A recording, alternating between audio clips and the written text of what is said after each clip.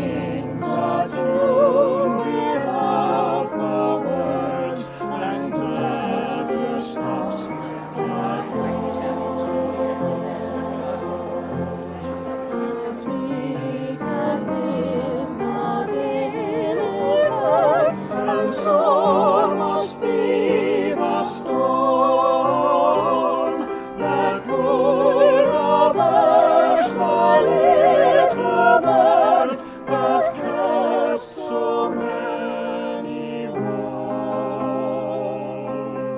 So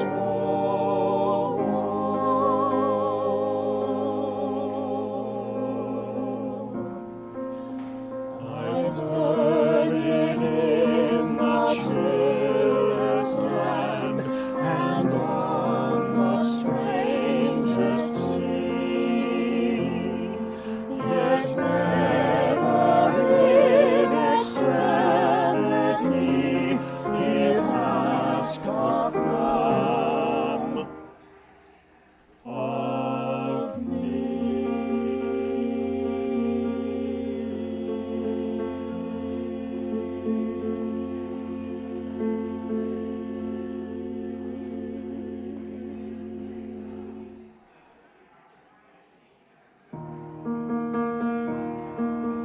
Hope is the thing with feathers that perches in the soul and sings a tune without the words and never stops at all.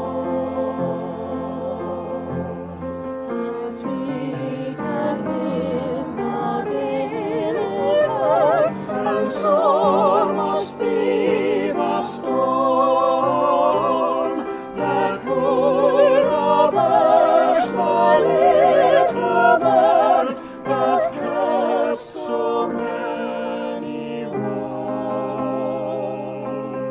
So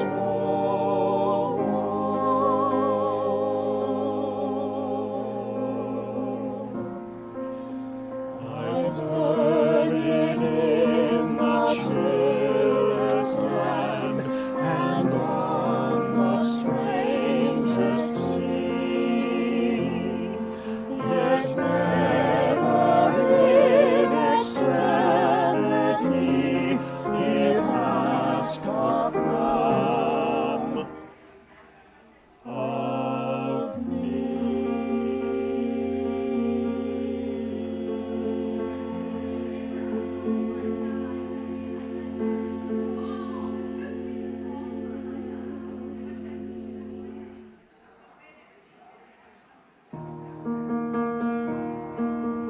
Hope is the thing with feathers that perches in the soul and sings a tune without the words and never stops at all.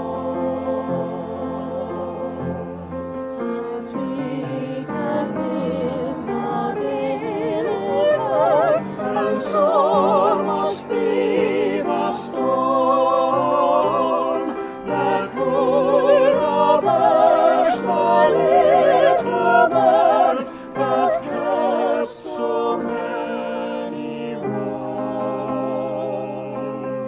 So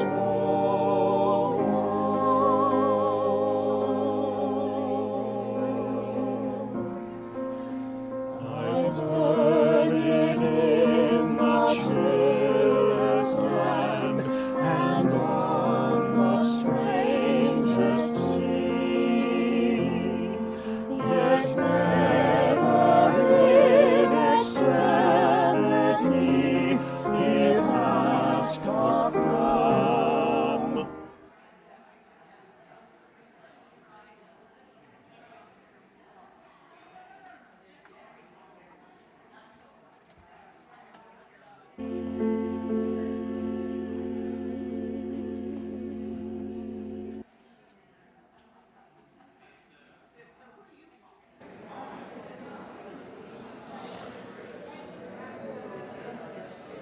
It's a beautiful summer morning at Cedar Lane Unitarian Universalist congregation. Wow. Good morning. Great to see you all. And let us take a moment to turn around and greet our neighbors, especially our newcomers. We have quite a few guests this morning, in person and also in the chat.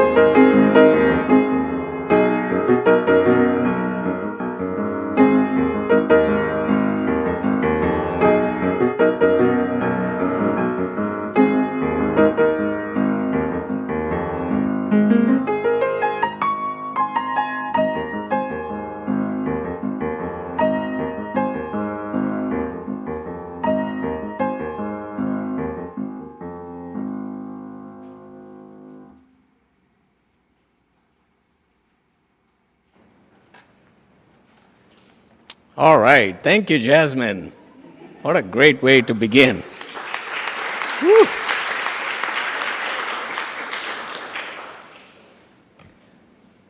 Welcome to Cedar Lane Unitarian Universalist congregation, a religious community where love works. I'm Abhijana Manchi. My pronouns are he and him. I am a brown-skinned cisgender Indian male in his 50s with mostly dark hair and a graying mustache. And this morning I am wearing a green shirt and khaki pants and a multicolored, somewhat garish vest. Whoever you are, whomever you love, whatever your beliefs, your sexual orientation, gender identity, documentation status, and disability, and wherever you're joining us from, in person or at home, you are welcome to bring your whole self here. A very special welcome to those of you who are new to Cedar Lane this morning. And I see that we have quite a few newcomers first-timers and also returning guests this morning here in person and also online. So if you're comfortable doing so, please raise your hand in person or add your name to the chat so that we can give you a warm Cedar Lane welcome. All right. Welcome. Welcome. And please keep your hand raised for just a moment longer as our ushers and greeters pass around a small gift for you in appreciation for your choosing to take the risk to be with us. And we have two in the choir loft, so welcome.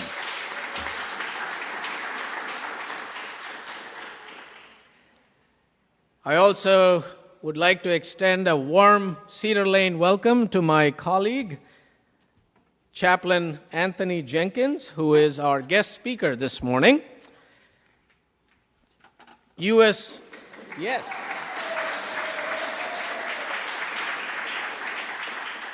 Welcome, Anthony.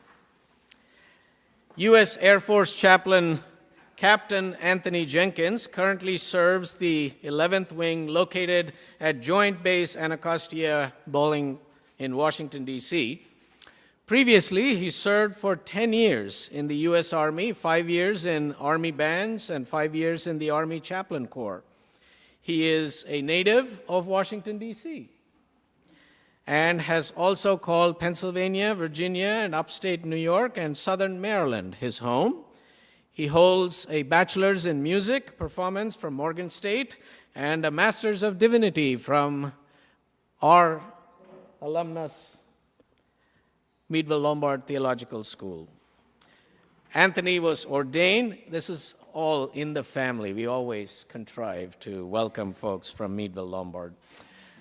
Anthony was ordained in October 2017 at the Unitarian Universalist congregation of Columbia, Maryland, and it was an amazing ordination where he served for 7 years, first as an intern minister and later on as their assistant minister. He has also served as a chaplain at Johns Hopkins Bayview Hospital in Baltimore, and he and his wife, Sarah, and their 2 children currently reside in Ellicott City, Maryland. Welcome, Anthony. We're so glad to have you with us.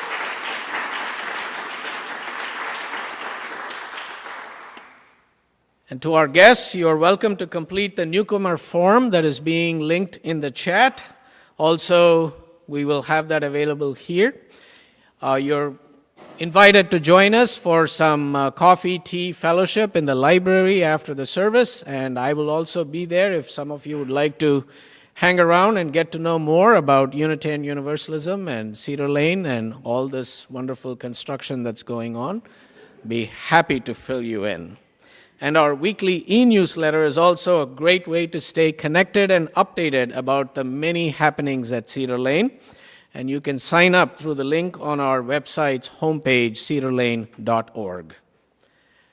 Our pastoral visitors are an extension of our ministry team, and Kay Gottesman is our pastoral visitor here in person this morning. She's available to support you if you have something you would like to check in. Thank you, Kay, for your ministry. We also have pastoral visitors online. As we prepare and center ourselves to worship, we pause to acknowledge that Cedar Lane Unitarian Universalist congregation is situated on the ancestral lands of the Nacotchtank people, part of the Piscataway group of tribes, and on the land on which enslaved African people and their descendants labored and lived without choice or reward. We honor with gratitude the land and the people who have protected it through the generations. We honor all who have gone before us, whose love, labor, and sacrifice have helped create and sustain the mission and ministry of this religious community. In this spirit, we gather. In this spirit, we worship. Come, let us begin.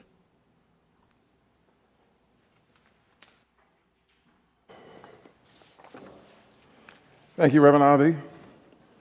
Good morning, Cedar Lane. Good morning. Once upon a time, in the 12th chapter of a very long letter to the church of Corinth in Greece, the soul known as St. Paul said this: "To keep me grounded and to stop me from becoming too high and mighty, I was given a thorn in the flesh, a nagging nuisance of darkness, a messenger sent to keep me in constant touch with my limitations. I begged God 3 times to take it away from me, and finally, God replied, 'My grace is enough to cover and sustain you, for my power is made perfect in weakness.' Therefore, I am at peace and even delight in any weaknesses, insults, hardships, persecutions, difficulties, and afflictions, because when I am at my weakest, then I am made strong." Once upon this right now time, in this right here place, I hold the following 5 truths to be self-evident. 1, everybody's got a thing, a thorn. Although really, a thorn could be a person, place, or thing that challenges you, a growing edge. 2, thorns are very not temporary. Think Resident Evil, a painfully dark thing with static cling. If you're being honest, you've got a nagging nuisance of some sort that keeps you honest, a messenger that keeps you on the struggle bus, keeping your ego from getting too high and mighty and keeping your soul's light in constant touch with its shadow self, despite everything in your power and you trying every trick in the book with your higher power: denial, anger, bargaining, depression, acceptance. Good grief. 3, many of life's most painful and puzzling thorns are invisible. Some thorns are self-evident to the eye: canes, stair lifts, seeing eye dogs, nagging antagonists. Some thorns are crystal clear to the ear: a stutter, a speech delay, a partner who snores and or hits the snooze button over and over and over again. And you know who you are. A thorn could be a musical band that you just can't stand. It just won't go away. And you simply can't understand why any soul would want to see or hear them. For me, this would definitely be ABBA. But that's another service for another time. Many of life's most painfully puzzling thorns are struggles that live beneath a person's surface. You would probably never guess it. If they flat out told you, you might not believe it. And even if you believed it, you still might not fully understand it, which can make the struggling soul feel super invisible. And the evidence you often see from that person, ironically, is not their invisible thorn, but their visible coping mechanism. You don't necessarily see the insecurity, you see the security blanket. N'est-ce pas? 4, thorns create and cultivate grace. First, grace with yourself. Patience with all the worry, fear, shame, and guilt that your thorn's darkness brings to light. Grace in learning to live each day with a thorn that may never fully go away and still choosing love. A cancer, a complex, an addiction, an eating disorder affliction, a trauma, a toxic family of origin, a sickle cell, a life in prison cell. Grace is the loving light of self-acceptance that fights the constant temptation to feel fatally flawed. Grace is good grief. Secondly, thorns grow grace in your loved ones, as you must often lean on them when your thorn flares up, tears you up, and strips you bare. The holy comforters that catch you when you stumble humbly keep helping you climb, no matter how much you keep falling. Even when they don't understand the what, why, how of your difficulties, they don't disappear. Some part of their heart is crystal clear that someday they'll also need to lean on someone to save them in some way. As the English martyr John Bradford of St. Paul's Cathedral was known to say, but for the grace of God, there I go. 5, your thorn, your deepest struggle, often turns out to also be your deepest strength. For me, there are no accidents in the universe. Your thorns exist with great purpose, given your soul's greater life purposes, and you shine not in spite of your darkness, but because of it. Everything in its right place. For example, once upon a time, in a place called Slab Fork, West Virginia, Bill Withers was born with the thorn of a severe stutter, an affliction that seared his childhood years with insults, persecutions, mocking, and bullying. 9th grade was so much of a painful and sorrowful struggle that he dropped out. However, at age 17, he would drop into the U.S. Navy, and there he'd finally have speech therapists to lean on. During his 9 Navy years, he became comfortably confident in his voice, first in speaking, then in singing and writing songs. 3 of Bill Withers' self-evident truths won Grammys. Many others became all-time classics on the soundtrack of American Blackness, very necessary to any proper block party or blue light basement. For life, Bill Withers would often visit groups of kids struggling with speech impediments, make their days lovely. His stutter never fully went away, stayed right in place for all 71 years of his life.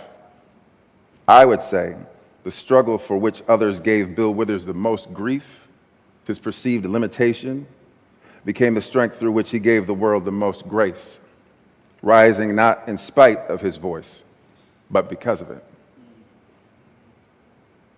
I invite you now to rise as you are able. Join us in our opening hymn, 1021 by Bill Withers, Lean on Me.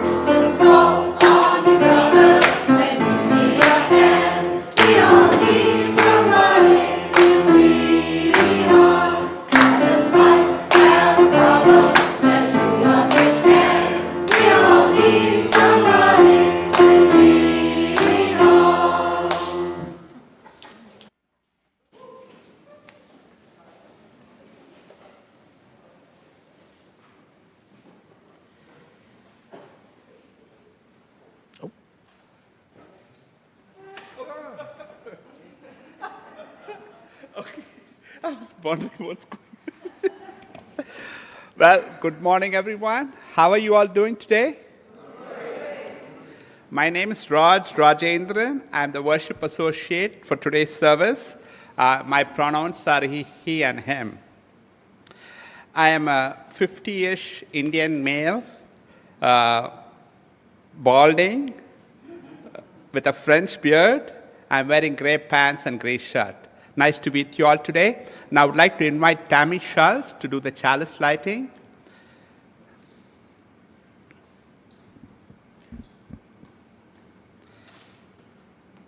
As Tammy Schultz kindles the chalice, please share in the chat where you're lighting your chalice from. Please rise in body and or in spirit to share the chalice lighting words.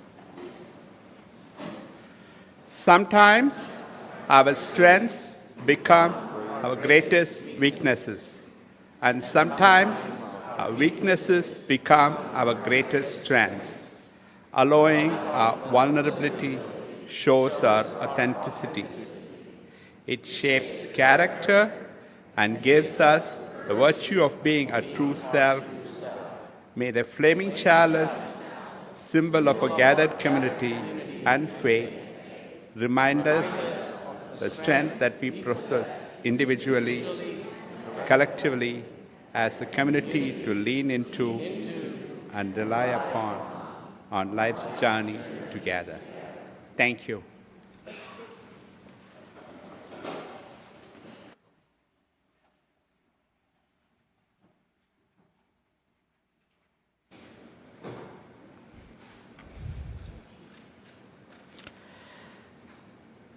There are just a few things to lift up this morning of some goings-on happening this week and in upcoming weeks.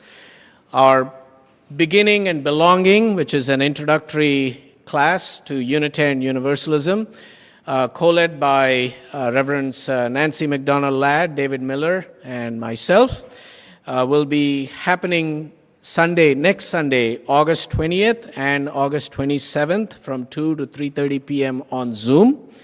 It's open for anyone who is interested, newcomers and also members, if you'd like a refresher about our faith. The registration link will be in the e-news as well as it's being posted in the chat. Also, it's that time of the year when we recruit volunteers for our flagship Sunday school program that begins later in September.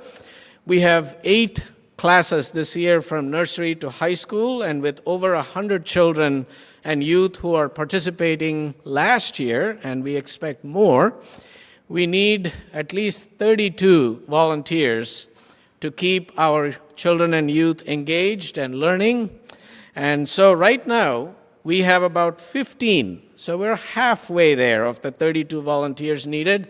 And the commitment is about 3 to 5 hours per month, mostly on Sunday mornings.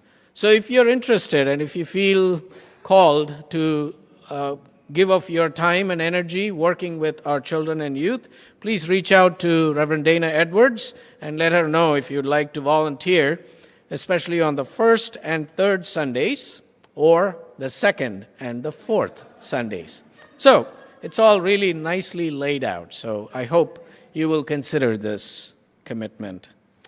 Also, we have been just enjoying our summer pickup choirs, including today. We have actually, about 25 people up there, Libby? About that. Look at that.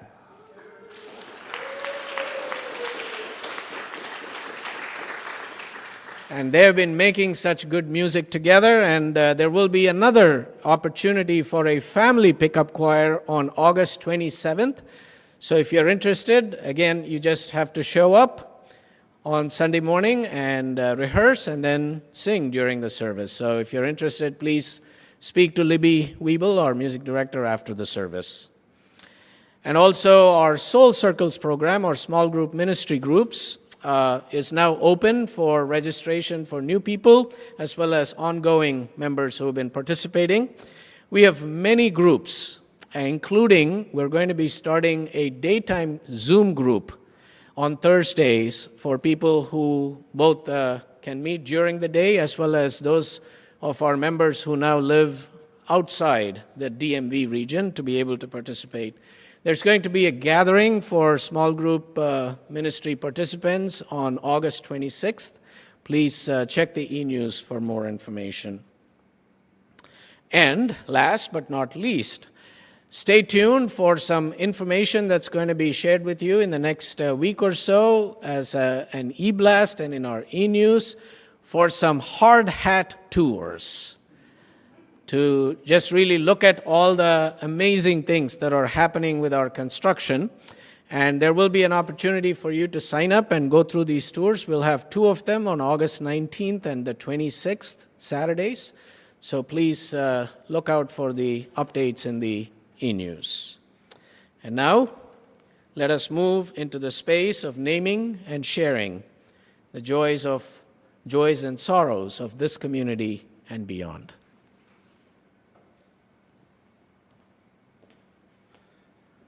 Thank you, Abhi. Good morning again. So let us center ourselves and enter into this moment, calling upon all sources of love that are within, among, and around us. We lift up those in our community who are living through significant passages, the small and extraordinary milestones of life. We pause to be present to our spiritual companions and to the concerns of our own hearts. Within our Cedar Lane community, we hold in our hearts and send healing wishes to Reverend Ali Casey Bell, who is recovering from surgery. Our caring extends beyond Cedar Lane to others whose lives are lost and whose lives are impacted by war, violence, and calamities in our nation and in our world. We hold the people of Maui in Hawaii in our hearts as they recover from the devastating wildfires that have so far killed 93 people and destroyed the entire town of Lahaina. May these friends of ours, our companions in the world, and all the joys and sorrows we hold in our hearts be held in the embrace of meditation and silence. Thank you.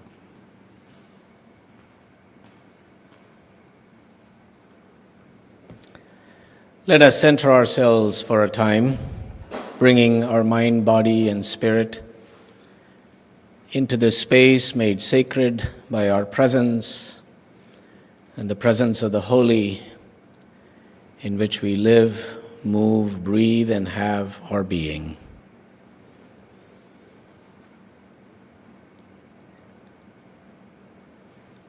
Nameless one of many names and beyond all naming, Spirit of our hearts and our minds, beyond our thoughts, and yet intimately within our hearts. We bring to this time and place our cares and our concerns, our joys and our sorrows, and offer our blessings with the full knowledge of our vulnerability and strength.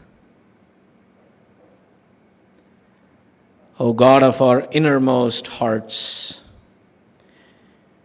we seek you and see you all around us and seek for you just the same. We nod sleepily to the ordinary wonders of life while seeking something truly spectacular. We go about busily building our own worlds and tearing down any in our way. We often cry out for light when it is darkness we need. Sometimes, O Spirit, we are really a mess. But as you know, we are really a wonder too. We give thanks for those times when we know this most deeply, when we look at all of the life around us and for a brief, fleeting, eternal moment, touch the divine spark, the Atman that is within and among us. So touch now the quiet places in our souls, the places of secret pain, the places of secret joy. Touch those for whom we pray and who pray for us. And in the silence of these moments, speak to our secret yearnings and needs. May all be well. May all be peaceful. May all be fit for excellence.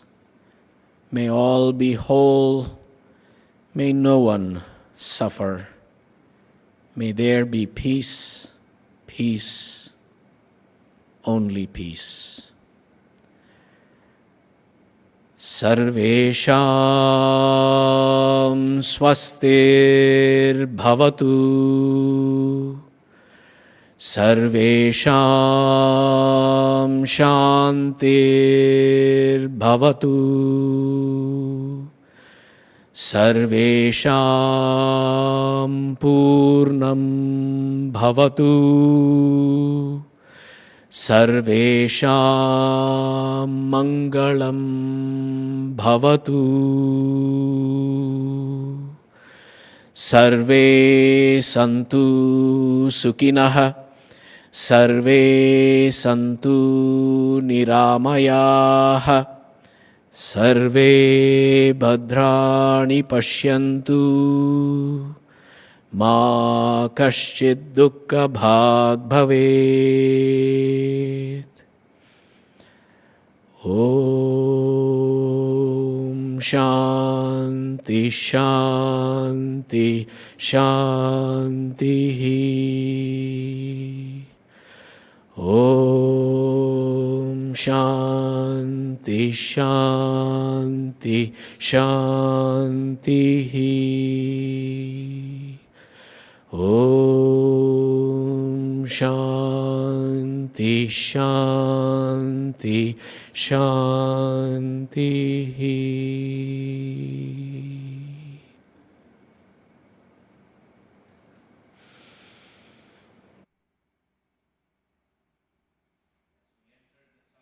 Together,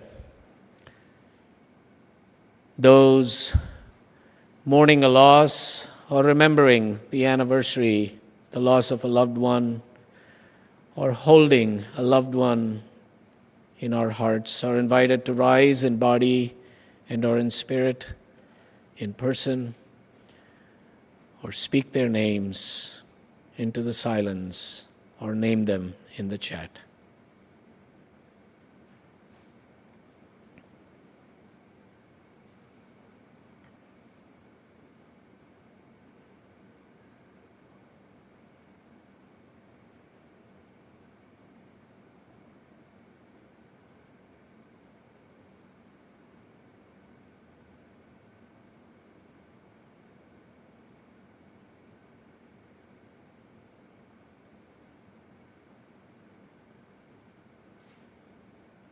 May it be so.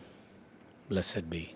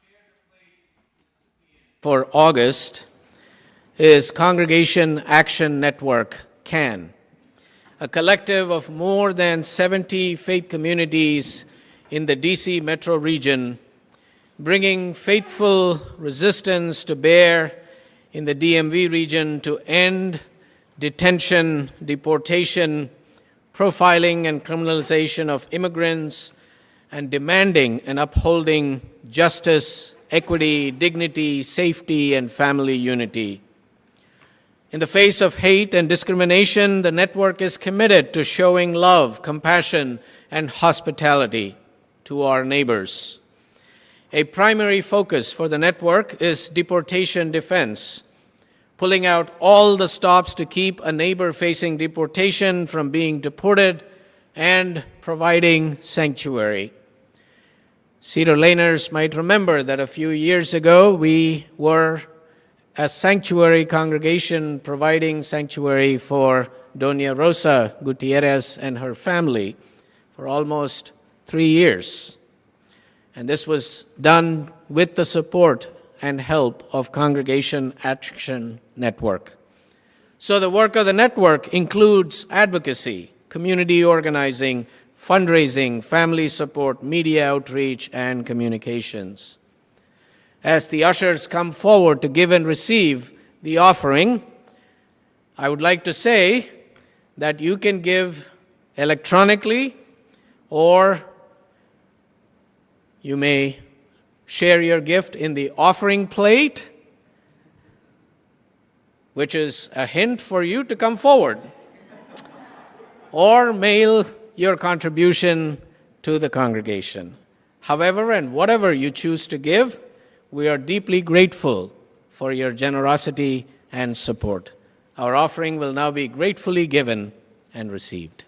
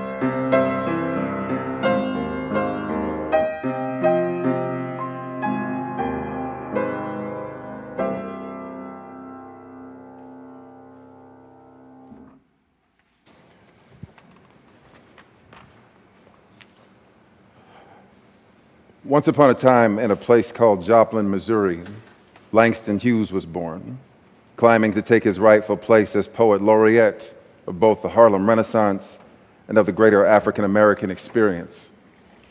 Many scholars are crystal clear that Hughes was born with two thorns, his brown hue and his love language, LGBTQ. In that day, being visibly gay was an evident unforgivable in the eyes of the black church, landing one many insults, hardships, and persecutions in the black community. For Langston, love was a dream deferred. So he was a highly visible, invisible man. In my eyes, this painfully puzzling perspective was also his soul's purpose, to shine the ultraviolet black light of conscience into the consciousness of America and humanity, transmuting the invisibility of his race into visible grace, not in spite of his dark skin, but because of it. Everything is in its right place. MLK was known to say, only when it is dark enough can you see the stars. I invite you into this starlight, a blues from the heart of Langston Hughes entitled Mother to Son. Well, son, I'll tell you, life for me ain't been no crystal stair. It's had tacks in it, and splinters, and boards torn up, and places with no carpet on the floor, bare. But all the time, I've been climbing on, reaching landings and turning corners, and sometimes going in the dark where there ain't been no light. So boy, don't you turn back. Don't you sit down on the steps because you find it's kind of hard. Don't you fall now, for I'm still going. I'm still climbing. And life for me ain't been no crystal stair.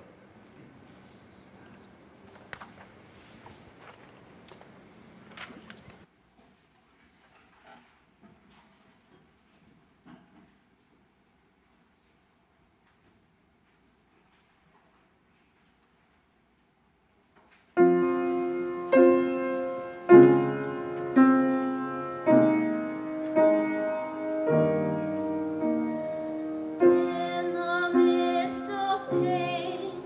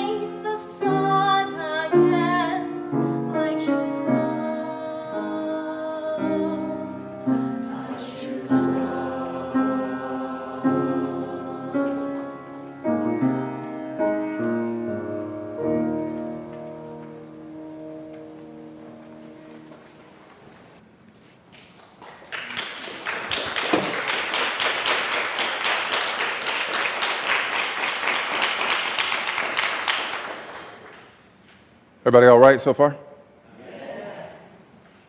If it please the court, I invite you all to move through this reflection with me interactively. When I give you this evident, visible high sign, I'll invite you to say everything in its right place. Shall we try it? Everything in its right place. Right on. Dear Tobias, well, son, I'll tell you. Once upon a time, September 12th, 2017, 5:37 p.m., you arrived. For me, there are no accidents in the universe. Which means you were born B'Shah Tovah, as they say in Hebrew, which means at a good hour, at the right time. 5:37 p.m. is right in the middle of rush hour, which is ironic because you were in no rush at all. It was a long labor of tough love. No rest for your weary mama. She opted for a natural birth. You opted for a late checkout. Full grace period. Time did not fly. We tried everything in our highest powers to get you to turn the amen corner and reach out for your landing. Thankfully, there was the grace and force of gravity. Your mama hit a sacrifice fly in the bottom of the 12th, and you slid into home plate head first. Suddenly, there you were, looking at us, looking at you for the first time, at the right time, at a good hour. Good grief. You were the rainbow miracle that followed our miscarriage, the good after the grief, as evidenced by your name, first name, Tobias, which happens to mean God is good, though for me, it means much more than that. More about that later. Right after you came out, I checked you out structurally. 10 fingers, check. 10 toes, check. All the visible yang stuff appeared even. But what does that even mean? I mean, most of the being stuff in a human being is below the surface. And much of that energy, thought, feeling, love is technically invisible. Yin stuff. Looking at you, my brand new infant, reminded me of the infant dedications for which I had been the minister, in which I often said, essentially, no accidents in the universe. You all are just right for one another, as much for your strengths as for your struggles. You have what the other needs, which is not always what the other will think they want, but your life purposes are all divinely intertwined accordingly. Whether blood, foster, adopted, and or blended, a family picture is a precisely purposeful jigsaw puzzle. About a month after your birth, we got a call from your pediatrician. Evidently, you needed to get a sweat test to rule out cystic fibrosis. So, Children's Hospital in D.C., and then back home to await your fate. Life for 3 days was no crystal stair. We were bracing, pacing and puzzled because you had shown zero visible signs, yet there we were, fleshing out all that thorns, tacks, and splinters, trying to picture what special needs life would look like. That Friday, your doctor called and gave us the all clear. Deep sigh of relief. Good grief. And 2 days later, you were front and center at Owen Brown Interfaith Center, UUCC, watching me get ordained. And yet we knew that someday it would be some thorn, because thorns are unitary and universal. Everybody's got one. At the just right time, some challenge would come through you that would grow us all gracefully past the edge of what we thought we could handle. Maybe when you were 1, maybe not until you were 31. And we might not guess it. Hopefully we would believe it if you told us, but even if we never fully understood it, I knew that we would love you through it. Anyway, the first year of your light was delightful, after which we held these 5 self-evident visible truths to be crystal clear. 1, structures. You loved creating structures, stacking up blocks in careful columns, lining up magnets in orderly rows. You also loved structures that moved, mainly trucks, planes, and trains. Big fan of ceiling fans. Anything with a spin, you were all in. You also seemed deeply comforted by daily structure, routines, rhythms you could repeat over and over and over again. 2, sensitivity. You loved textures. It wasn't uncommon to see you snuggling with something soft, a scarf or blanket, particularly if it smelled like your mama. All 6 of your senses were highly sensitive, so loud noises, loud people, bright lights, sharp smells, sour tastes, and rough textures were all no bueno, which is also true for your mom. So you get all of that chi, honestly. 3, connection. To be clear, you loved life and people, you just weren't that into new people. Not at first. It usually took you some time to connect, to turn unfamiliar corners and open your spirit to life. The stranger danger struggle was real. I can't say I blame you. Trust issues were self-evident for me into my early 20s and would probably still be were it not for the grace of the last 23 years of frequently playing bass with perfect strangers and nearly 20 years of daily meditation. What I'm saying is, you get that trust but verify thing honestly from Dad. So feel free to blame me whenever you get around to therapy. 4, memory. Your memory was exceptional. Not long after we were reading books to you, you were echoing them back to us, cover to cover. Monologues of memorized text quoted like low-key speeches, recitals in a sense. I wonder where you got that from. 5, communication. You were clearly a communicator, talking all the time. You just seemed to be taking your time and developing creative language. You didn't really ask questions or answer questions or connect phrases. Your speech was a bit delayed. But your checkups always went well. Your provider wasn't worried, so neither were we. You were clearly quite bright and funny, playful, thoughtful, beautiful, and creatively destructive. Anywho, time flew. The days and nights were long, but those first 2 years were short. Your sister Genevieve joined our tribe visibly in August 2019. You gave her the side eye the first night. She was new people. But pretty quickly, you two warmed up to each other, and you've been joined at the hip ever since, except when you're at each other's throats. A month after Vive was born, you turned 2. And we PCS'd, aka military moved, turning the corner to Joint Base San Antonio, Texas. 2019 turned into 2020. The COVID-19 thorn turned the world on its side. The murder of George Floyd turned up the volume on a righteous uprising. That struggle was real. That revolution would be televised, lifting many souls into their life purposes because of those thorns, not in spite of them. Your mom is a nurse practitioner. She found herself starting and finishing a psych mental health degree through Johns Hopkins online. I found myself at a joint base getting to love on every branch of the DoD family tree. And we found a just right weekday place for you and your sister in San Antonio called the Discovery School. Family-owned, warm-hearted teachers who were all big fans of you They found you to be sweet, quiet, shy, kind, loving. You were a gentle giant outside the home. Inside the home, however, there had been a major key change. After you turned 2, you turned up. Suddenly, your deepest strengths were now also your deepest struggles.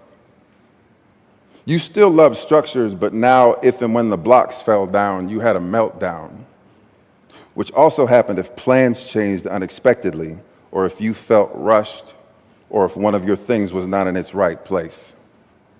And yours were not the typical toddler, "Isn't he precious?" meltdowns.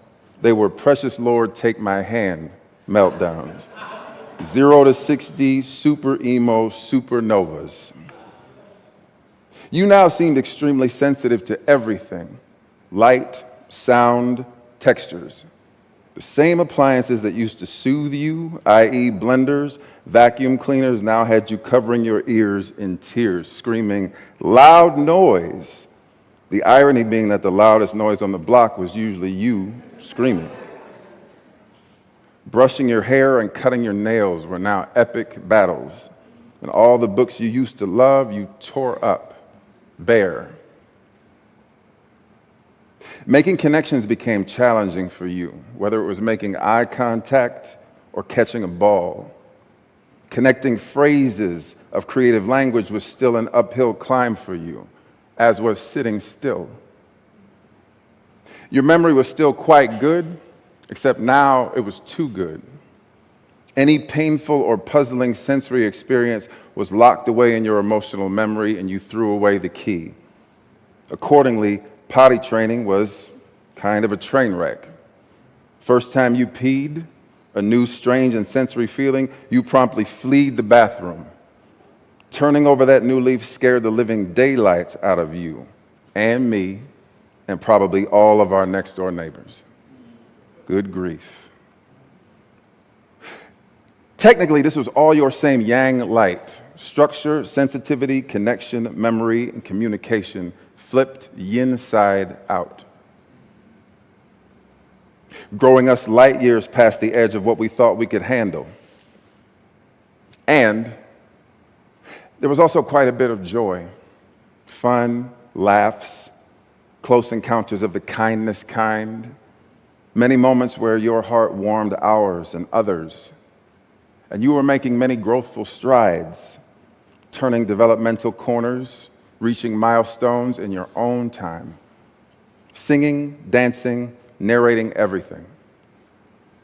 Fittingly, you came to really dig jigsaw puzzles. Life with you was very much like a jigsaw puzzle in every way, but right around Thanksgiving, your mom dropped by the Discovery School for a heart-to-heart with your teacher, who talked mostly about how much of a joy you were, how you were secretly her favorite. She also had a list of evident visibles that she had discovered were challenging for you. It read, "Big changes are very stressful, particularly starting class and potty training. Hard for him to stay seated. Repetition of phrases. Very much prefers a quiet setting. Loud children make him uneasy." We already held these truths to be self-evident. None of these pieces were new. However, the puzzle that was forming as we began to connect the pieces, that was new. At the bottom of your teacher's list were some resources for developmental pediatricians who evaluated kids for learning differences. She didn't say the word out loud, but she didn't have to. The picture felt crystal clear. Your mom came home and sat down at the kitchen table, and we had a heart-to-heart. Life for that last year had been no crystal stair, but we sensed in that moment a stair lift, and we said it out loud for the first time: autism. A great weight began to lift, and we were full of thanksgiving and good grief. Relief that what you had a name. It had treatments, therapies, resources, success stories. We had guessed about it, We didn't fully understand it, but we believed that a diagnosis of ASD, autism spectrum disorder, would bring clarity and much needed community.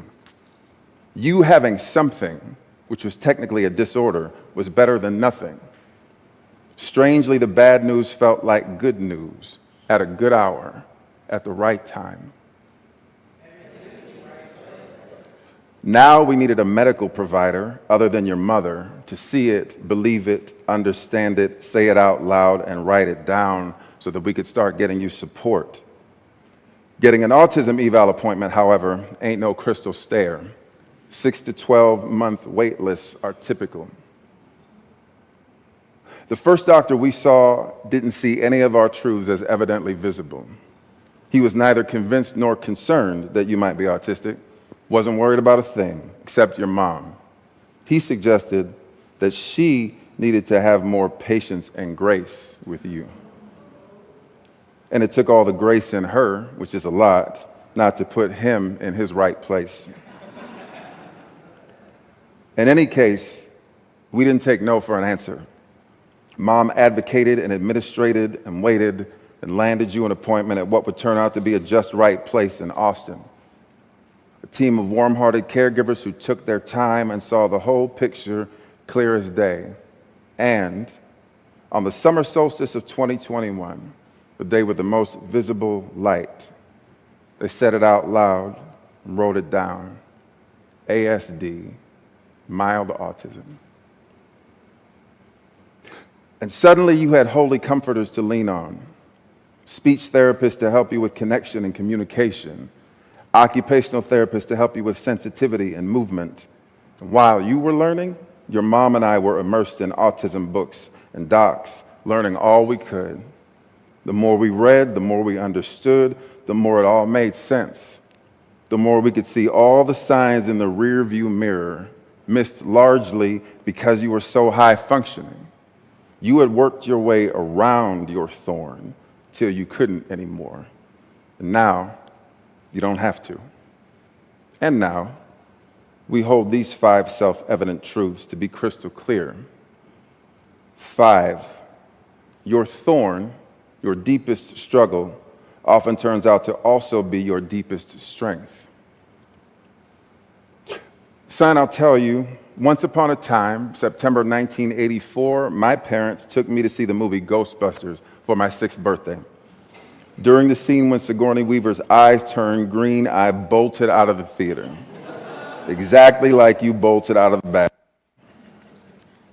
The writer of Ghostbusters, Dan Aykroyd, was born with 2 thorns, Tourette's syndrome and Asperger's syndrome, a form of autism. And autistic children often have super intense focused interests in 1 or 2 subject areas, enthusiasms. As a child, Aykroyd was low-key obsessed with both the paranormal, ghosts, and law enforcement, busters. A person's thorn becomes a focus area by default.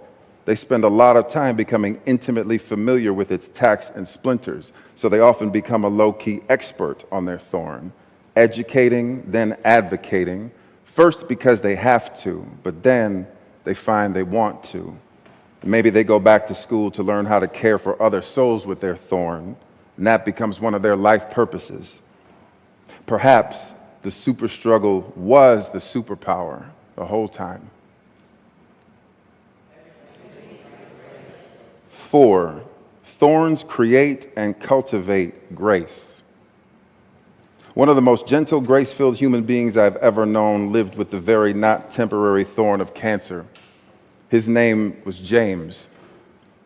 Right after you were born, I messaged James to share the good news, and I also told him that I hoped my son would grow to move through the world with his humble grace. And I told him we'd chosen James' last name, Tobias, as your first name accordingly. He told me he was so honored, he cried. And on October 17th of 2020, he died.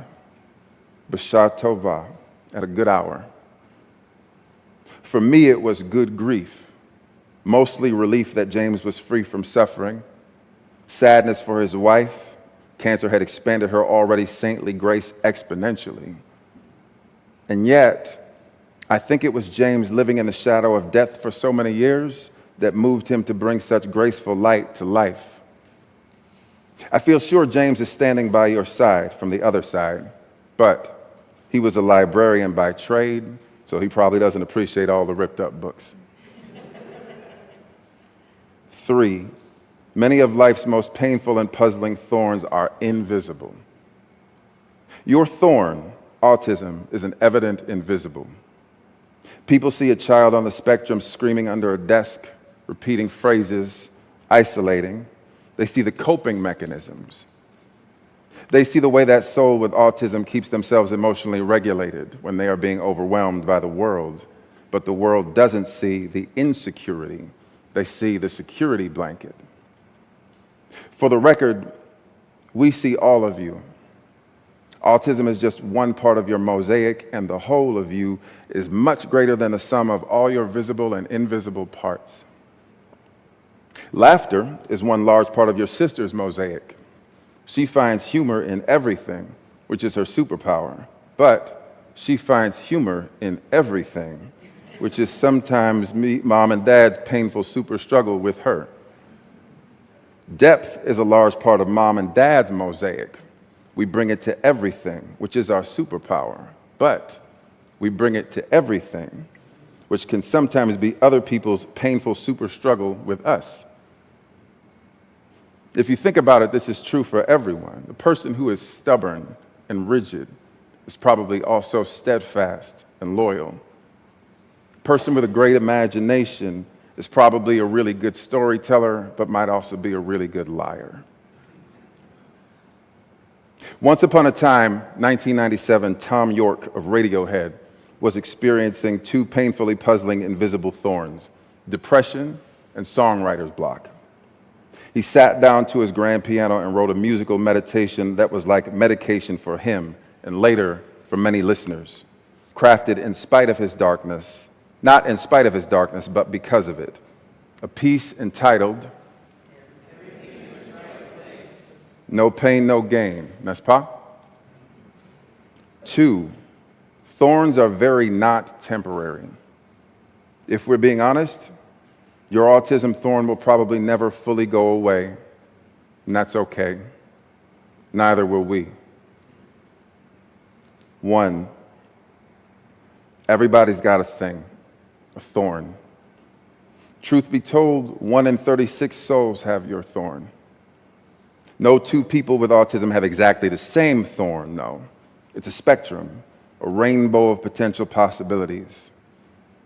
You have very special software that shapes the way you experience the world, and the world for you is puzzlingly complex, full of languages that are foreign to you at birth, i.e., body language and facial expressions, full of places with really intense lights and noises that completely overwhelm your sensory sensitivities, like that time we went to the Rainforest Cafe. Sorry about that. Full of big changes that frighten you into big feelings and make painful memories that don't easily go away for you. The behaviors of yours that challenge us most are actually your coping mechanisms, ways you keep yourself balanced and regulated, ways you communicate, life for me right now ain't no crystal stair, but I'm still climbing. And somehow you trust us with the all of you. You see us. You choose to love us unconditionally all the time, and sometimes you catch us when we fall, reminding us of the better angels of our nature with a smile or a hug or a heartfelt affirmation. And you do this not in spite of your thorn, but because of it. Thankfully, military life has landed us back in the DMV, my birthplace and my most favorite and just right Earth place. This September, you will turn 6 and turn the corner into kindergarten. The other day, I turned a corner in our house and saw you in the living room, holding your most favorite blanket and doing your preferred thumb-sucking variation, a 2-finger index middle hybrid, reciting a passage from Green Eggs and Ham, and suddenly, I could see the picture clear as day. You are Linus from Peanuts. Linus first appeared in the same month you did, September. He is the resident quoter of things. Bright, kind, quiet, quirky. Linus is fascinated with building structures, usually blocks. He learns fast, blows balloons in neurodivergent ways. At first, his sentences are small, but they increase over time, slowly but surely. His coping mechanisms? First, sucking his thumb. Second, his security blanket, both of which get him a fair amount of grief, particularly the security blanket, and everyone ridicules him for the underlying insecurity. But he has an intense connection to it. Linus melts down if he's without it. Over time, however, Linus learns how to use his blanket as a whip and a parachute and a long-range snatcher of things. His struggle becomes his superpower. Linus is a low-key superhero, despite the best efforts of his nagging antagonist, his sister Lucy. Well, son, I'll tell you, life for us ain't been no crystal stair, and it probably never will be, and we would have it no other way. Truth be told, the crystals we keep in our house aren't for bling, they're for healing. They're a little rough around the growing edges, but very good for grief and super powerful for grace. Which is where all those toys on the floor need to be right now. Love, Dad.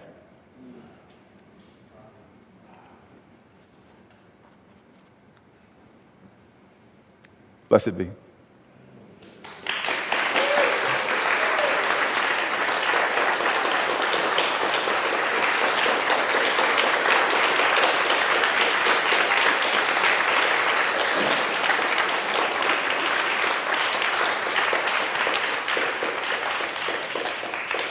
Might as well stay up where you are. Closing hymn number 95, There Is More Love Somewhere.